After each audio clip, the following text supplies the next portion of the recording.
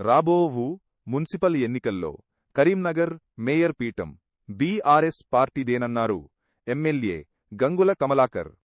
Camp ఆఫీస్లో నగరానికి సంబంధించిన ముఖ్య నాయకులతో సమావేశం నిర్వహించారు.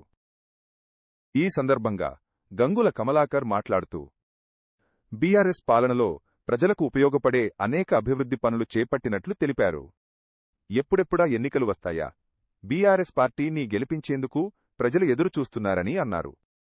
తెలంగాణలో మళ్లీ అధికారంలోకి రాబోయేది బీఆర్ఎస్ ప్రభుత్వమేనని ధీమా వ్యక్తం చేశారు.